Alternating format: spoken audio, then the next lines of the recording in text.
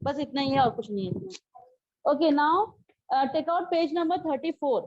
Paddy rice, sorry, in addition the paddy field, second paragraph से आप लोग देखोगे। देखो, मोनोक्रॉपिंग का मतलब क्या होता है? मोनोक्रॉपिंग का मतलब होता है कि एक ही फील्ड में दो टाइप के फील्ड जो क्रॉप जो है ग्रोन कर सके। एक में कैबेज हो गया, एक में कॉलीफ्लावर हो गया, या फिर एक में पोटैटो, एक में ओनियन, इस टाइप से जो ग्रोन करते हैं एक ही फील्ड में, ठीक है। देन आफ्टर बस उसको डिवाइड कर दिया जाता है, पार्टीशन कर दिया जाता है बीच से। Then in addition the paddy field no longer teems with fish that the villagers used to catch, dry and store to the supplement their diet. They say the chemical fertilizers and pesticides, ठीक है। यहाँ पे देखोगे कि field में जो farmer जो है क्या करते हैं यहाँ पे, सप्लीमेंट डाइट, जो फिशिंग करते हैं। हाँ, मतलब यहाँ पे जो है फिशेस, पता है ना, फिशिंग करने का एक एग्रीकल्चर होता है, लेकिन आजकल क्या होता है, बड़ा बड़ा टंकी बना के भी फिशिंग किया जाता है, ठीक है, उसमें पालते हैं, होता है कि नहीं। तो इसमें क्या बता रहा है कि इसको करने के लिए तालाब में उतनी सफिशिएंट पानी नहीं होने के कारण इस सेकंड मेथड को जो है अडॉप्ट किया गया है। ओके, क्यों? क्योंकि तालाब का पानी सूख जाता है, गर्मी के टाइम आता है या कम हो जाता है, जिससे कि पानी सफिशिएंट नहीं होता फिश के लिए। तो ये सारी तरीके से टंकी में मतलब फिशिंग को ग्रोन किया जाता है, फिशिंग एग्रीकल्चर किया जाता है। कुछ कुछ केमिकल फर्टिलाइजर और पेस्टिसाइड्स को यूज किया जाता है। Do not always fish to survive, हमेशा जो है फिश जो है उसमें सर्वाइव नहीं कर सकती है। क्यों? क्योंकि उस पानी में कुछ कुछ केमिकल, जो तालाब का पानी होता है ना, उसमें कभी कभी केमिकल और फर्टिलाइजर यूज करते हैं, जिसके कारण फिशिंग वहां पे ज्यादा दिन तक जिंदा नहीं रह सकती, स्पॉइल हो जाती है, ठीक है, खत्म हो जाती है। Another changes in the uses of farmyard manure, तो यहाँ पे कुछ कुछ चेंजेस किया गया फार्मिंग के प्रोसेसिंग में। In the past, farmers applied organic manure in their field, which they used to lower the incidence of pest attack. तो यहाँ पर जो पास्ट फार्मर के बारे में बता रहा है कि पहले के जो फार्मर थे वो ऑर्गेनिक फार्मिंग करते थे। ऑर्गेनिक का मतलब पता है, अभी बहुत सुनने में आ रहा होगा, ऑर्गेनिक चीज। ऑर्गेनिक का मतलब क्या होता है? जहाँ पर केमिकल, फर्टिलाइजर, पेस्टिसाइड्स यूज नहीं करते हैं, नेचुरल, पूरी तरीके से नेचुरल, मतलब पूरा आपको, जैसे पुराने लोग यूज करते थे ना, पुराना बोलते हैं ना, पुराने का जो खाना था, पहले के लोग इतने शक्तिशाली, इतने अच्छे क्यों थे, उनका माइंड, उनका हेल्थ इतना अच्छा क्यों था? क्योंकि खाना उनको अच्छा मिलता था, ठीक है, पूरा फुल मिनरल के साथ मिलता था, उसमें कोई भी फर्टिलाइजर, कोई भी पेस्टिसाइड्स नहीं रहता था। ओके, तो उसी तरीके से अभी फिर से वो इस चीज को चालू कर रहे हैं। Finally the modern farming practice that they have to adopt have made them more dependent on the traders. आजकल का जो भी मॉडर्न फार्मिंग है, मतलब हमारा जो आजकल का जो फार्मिंग है, वो ज्यादा से ज्यादा जो डिपेंड हो गया वो ट्रेडर्स में डिपेंड हो गए। ट्रेडर्स का मतलब क्या होता है? मतलब ये कमर्शियल में लिंक हो गए हैं। मतलब परचेस, ट्रेडर्स का मतलब होता है परचेस और सेल करना। मतलब आप क्रॉप ग्रोन कर रहे हो, उसको सेल कर रहे हो, और कोई ना कोई परचेस कर रहा है, तो that is called a trader. Commercial किसको बोलेंगे? जहां पर आपका ट्रांसपोर्टेशन, कम्युनिकेशन, देन आपका बैंकिंग, ये सारा चीज रिलेटेड रहेगा, परचेसिंग, सेलिंग, सारा चीज रिलेटेड रहेगा, उसको अपन कमर्शियल में लेके आएंगे, ठीक है। और वही चीज होता है फार्मिंग में। आजकल लोग पैसा कमाने के लिए, फार्मर्स लोग पैसा कमाने के लिए ये सारी चीजें अडॉप्ट करते हैं। दे now have to buy improved seeds, fertilizers, pesticides etc from the market. इसीलिए जो है अपने खेत को और अच्छा फर्टाइल बनाने के लिए फार्मर्स लोग पेस्टिसाइड्स खरीदते हैं, देन फर्टिलाइजर खरीदते हैं, अच्छा हाइब्रिड वाला सीड्स खरीदते हैं, और उसको फ्रॉम द मार्केट से खरीदते हैं। Previously they used to store the produce whatever the needed traditional seeds, organic produce for the farming at the household level. जो भी आजकल जो भी प्रोड्यूस किया जा रहा है, जो भी अपन को जरूरत है, आजकल कुछ कुछ अपने अपने घरों में भी उगाए जाते हैं। उगाते कि नहीं? अगर किसी के पास अगर थोड़ा सा छोटा सा जगह अगर होता है, तो हम क्या करते हैं, यहाँ पे उसको ग्रोन करते हैं कि नहीं करते हैं चीज को? है ना, बाड़ी बोलते, बाड़ी में आप कुछ उगा लिए, जो भी है साग सब्जी, है ना। Then globalisation of Indian agriculture. Globalisation का क्या इधर बता रहा है? ग्लोबलाइजेशन का मतलब क्या होता है? इंटरनेशनल लेवल पे, हाँ, पूरा ग्लोब में, ठीक है। हाँ, पूरा जितना अपना इंडिया के बाहर। मजाक हो रहा है? हंस क्यों रहा है फिर? अच्छी बात है, आंसर दे रहा है, वेरी गुड। क्या था पंजाब में डैम? कौन सा डैम है? देखो बोली थी ना, हमें पता करके आना। क्या सोचा मैडम भूल जाएगी? अच्छा, अलग है, पता करके आना फिर भी। Globalisation is the process in which country economic integrated into the world economic. इसका मतलब ग्लोबलाइजेशन का सिंपल है कि हम जो भी क्रॉप ग्रोन करते हैं हमारे इंडिया में, कुछ जो है हमारे पॉपुलेशन के लिए छोड़ दिया जाता है और बाकी जो एक्स्ट्रा है हम बाहर बेच देते हैं। सिर्फ एक ही कंट्री में नहीं बेचते, दूसरे दूसरे कंट्री में भी बेचते हैं उसको। हाँ, हर जगह पे, जापान, चाइना, सबसे ज्यादा यूएस में बिकता है, दुबई में जाता है। खासकर यहाँ का चावल, शुगर, ये सारा चीज हमारे बाहर में देश में जाता है। हाँ हाँ, दुबई में भी जाता है ना, राइस वगैरह जाता है, इंग्लैंड वगैरह, ये जो है लकड़ी वकड़ी जो है यहाँ से भी जाता है, लकड़ी वुड का जो चीज रहता है ना। हाँ, और लोहा जो रहता है, बीएसपी प्लांट का जो लोहा रहता है वो तो आपका इंटरनेशनल लेवल पे रहता है। हाँ हाँ हाँ, अलग होता है ना, लेकिन फिर भी वहाँ पे इंडियन लोग तो रहते हैं ना, इंडियन मार्केट तो होता है ना, तो फिर उन लोग को ये सब चीज चाहिए रहता है, तो यहाँ से मंगवाना ही पड़ता है। हाँ, जो चना, गेहूं, देसी चना आपको हर जगह मिलेगा, चाहे इंग्लैंड बोल दो, कनाडा बोल दो, जहाँ बोल दो, कहीं ना कहीं देसी चीज आपको इंडिया का मिलता ही मिलता है। हाँ, लॉस एंजल्स भी जाते हैं। लॉस एंजल्स कहाँ है बेटा? हाँ, कनाडा में है। अच्छा। The main objective of globalization is to reduce the traders barriers so the goods can move easily। ठीक है, ग्लोबलाइजेशन में यहाँ पे जो भी ट्रेडिंग हम करते हैं, यहाँ पे ट्रेडिंग करते हैं मतलब जो भी, देखो आजकल ट्रांसपोर्टेशन की फैसिलिटी कितनी ज्यादा बढ़ गई है, कम्युनिकेशन की फैसिलिटी बढ़ गई, हम एक तो ईमेल करें, मैसेज करें, या फिर अपन एक तो कोई भी चीज बुक करते हैं तो फ्लिपकार्ट हो गया, और क्या क्या चीज है, अमेजोन वगैरह हो गया, तो हम क्लिक करते हैं और वहाँ पे परचेज कर सकते हैं। तो वैसे हम कोई ऑर्डर करना चाहता है बाहर से तो वो भी कर सकता है। हाँ, सब बंद हो गया था। Then today agriculture has become a commercial enterprises. आज के जो एग्रीकल्चर है वो एक कमर्शियल एंटरप्राइजेस हो गया, मतलब जो एग्रीकल्चर हम ग्रोन करते हैं उसको इंटरनेशनल वे में जाके बेच देते हैं। The developed countries have taken a number of steps and strength their food security, control trade in agriculture communities. We will now discuss how to being done. किस तरीके से जो क्या क्या स्टेप्स जो है यहाँ पे फॉलो करते हैं फूड सिक्योरिटी को और उसको कंट्रोल करने के लिए। फूड सिक्योरिटी का मतलब होता है दुनिया भर का, आप लोग देखो ना पैकेट में सारा सामान आता है, ठीक है, तो उससे पहले जो है FSSAI करके लिखा हुआ रहता है, कभी पढ़े हो? हाँ, वो क्यों रहता है? वो सारा जो इन्वेस्टिगेशन करते हैं कि यहाँ का जो भी इंडस्ट्री यहाँ पे फूड ये कर रही है सारा खाने लायक है कि नहीं है, तब जाके वहां से सप्लाई होता है। उनका सबसे पहले स्टैंप लगता है कि हाँ ये खाने लायक है, तब जाके वो वहां पे सेल होने के लिए होता है। WHO, हाँ, WHO किस लिए है? Health organisation. हाँ, हेल्थ ऑर्गेनाइजेशन में हम उसको क्या करते हैं कि जो भी हमारा, जैसे ये WHO का भी कोरोना वगैरह हो गया था, है ना, तो WHO का जो साउथ अफ्रीका का जो एक जो वो है, हाँ, तो वो सारी चीजें ना हेल्थ के बारे में सारी चीज बताई थी कि आपको क्या क्या चीजें करना है। हाँ, वैसे खाने के लिए भी है, हमारे इंडिया का है FSSAI का, जो कि पूरा फूड सिक्योरिटी को मेंटेन करके रखता है कि कौन सा खानेबल खाने के लिए है और खाने के लिए नहीं है, क्योंकि यहाँ पे यंगस्टर कुछ साथ साथ एल्डर लोग भी रहते हैं और साथ में छोटे बच्चे भी रहते हैं, ठीक है, तो उनके पेट में कुछ हानिकारक चीज ना जाए, उसके कारण FSSAI के थ्रू जो है उसको सर्टिफिकेट दिया जाता है उस इंडस्ट्री को।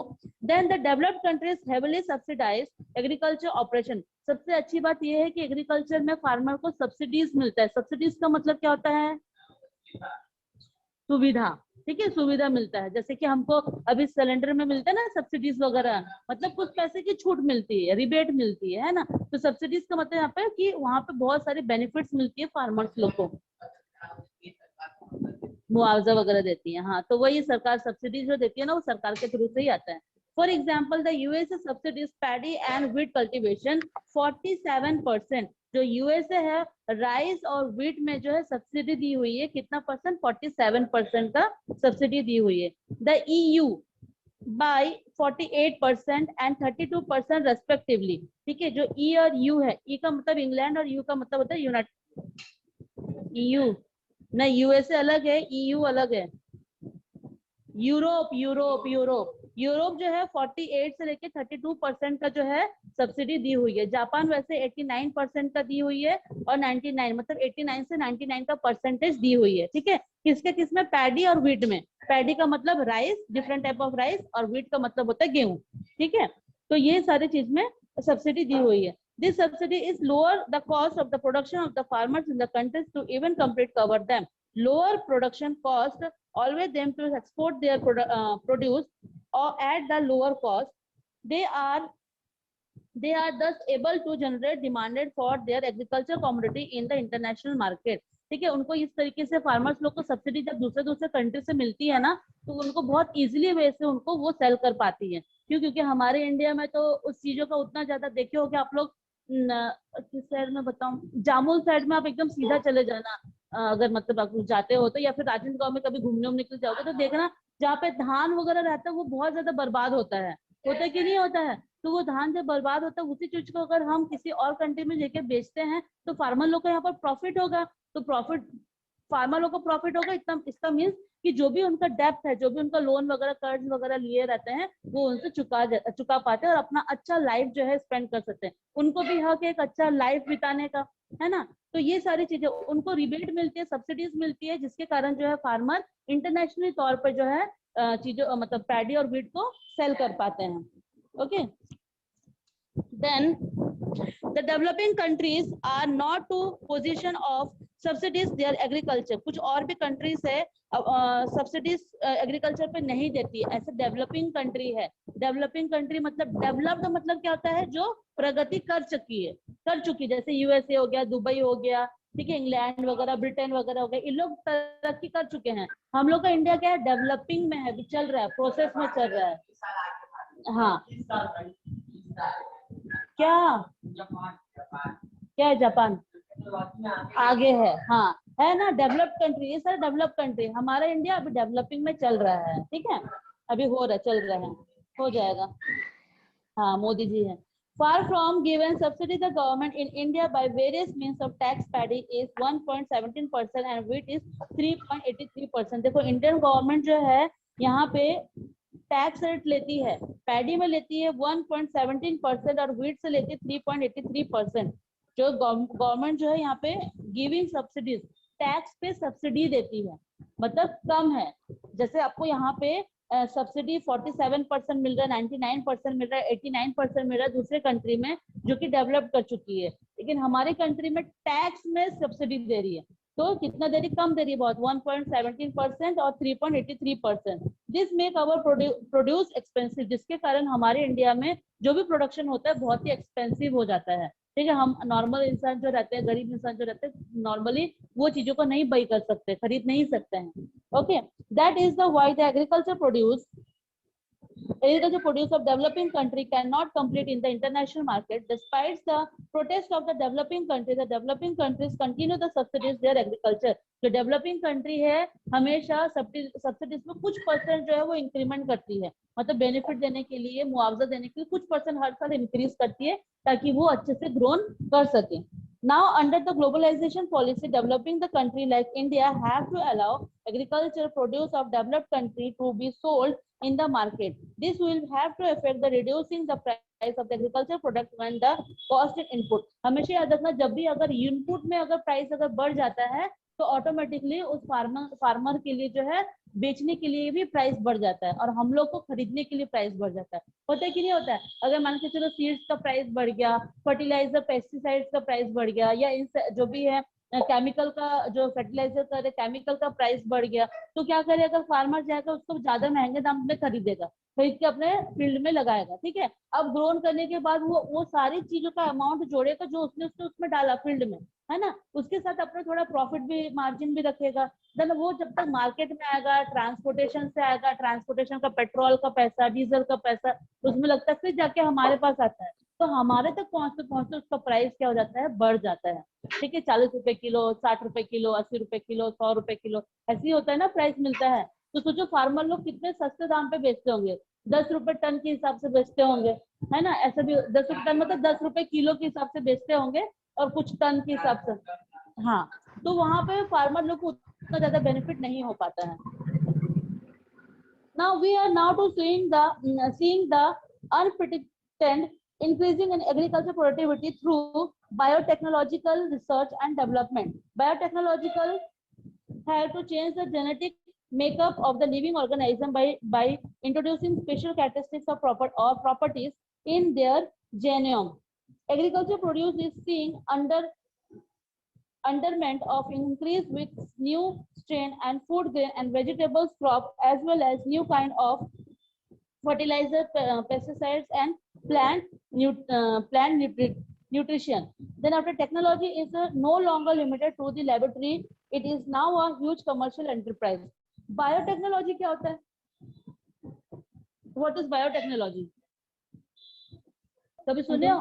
एग्रीकल्चर में बायोटेक्नोलॉजी का यूज कर रहे हैं, मतलब ऐसे कीड़े मकोड़ों का यूज करते हैं जो कि हमारे फार्मर के लिए यूज होते हैं। जैसे अर्थवर्म तो पता ही है कि अर्थवर्म हमारे फार्मर लोग के लिए फ्रेंड है, लेकिन ऐसे कुछ कुछ और भी कीड़े होते हैं जिसको डेवलप किया जाता है लैब में, ठीक है। देन आफ्टर उसको खेतों में छोड़ दिया जाता है ताकि वो बायोटेक्नोलॉजी तरीके से वहां पे खेतों को फर्टिलाइजर और पेस्टिसाइड्स ना देके वो कीड़े लोग को उसमें छोड़ देंगे तो उसको फर्टाइल करेगा, क्योंकि उसके कुछ वेस्ट मटेरियल जैसे वो कीड़े मर जाते हैं या फिर वो कुछ अगर खाते हैं तो जो भी उनसे निकलता है वो उस फील्ड के लिए जो है सेफ, मतलब सेफ्टी रहता है। तो बायोटेक्नोलॉजी इस तरीके से यूज करते हैं, ठीक है, समझ में आया?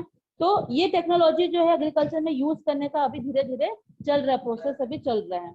Technology is no longer limited of the laboratory, सिर्फ लेबोरेटरी में सिर्फ इसका टेक्नोलॉजी को ही नहीं अभी वो कर रहे हैं, अभी घर घर पे मीन्स फार्मर अपने ही घर पे अगर बता दे रहे प्रोसेस कैसा कर रहे हैं। फार्मर लोग के लिए अलग से चैनल आता है, किसान, डीडी किसान करके है, या देखिए हो ना, उसमें सारा आपको किसानी मतलब फार्मिंग के बारे में सब बताते हैं उसमें, ठीक है।